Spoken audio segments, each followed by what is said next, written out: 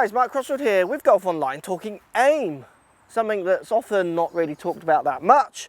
I think people can get a little bit too kind of preoccupied with aim and forget some of the other skills this game requires, but let's go through some basics of aim. Common ideas are, if I'm aiming at that ball, from this ball, you want your face pointing along a ball to target line, and then you want your feet parallel to that line, the old train tracks idea. So your feet, if you think about it, are never actually pointing at the intended target. They're always, say, set to the left on a parallel train track ideas. Now that's quite a good kind of starting point to go from with aim. Now what I tend to find happen with students, I see a lot of students practicing with clubs on the floor for aim on ranges, and they come for lessons and I say, do you practice with the clubs on the floor? They say yes. And then I set them some skills tests. So I get on a mat which has lots of straight lines, like on a range, and I ask them to aim at the target up the left of it.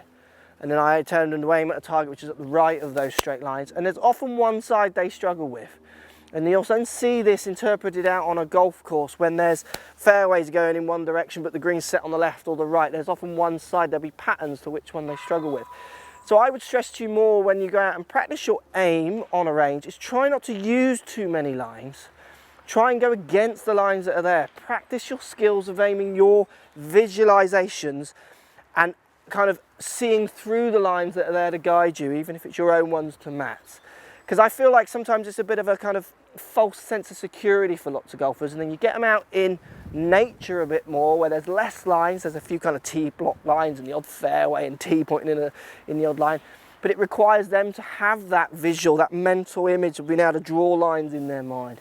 So get on your range and hit some shots up the middle, so where you are aiming, where you think everything is pointing you, and then also set yourself up and think, right, I'm going to aim now, say right into the left-hand corner of the range, so cross the line, see how good you are at hitting those targets, maybe put the club down to just reference to see if you are hitting those points you want to do.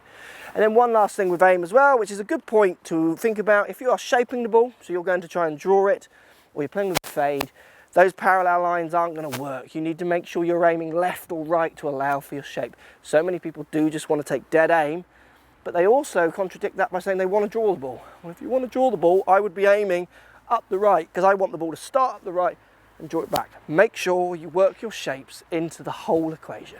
Aiming at that bunker on the right. Yes, good shot. Player. On it. Go in.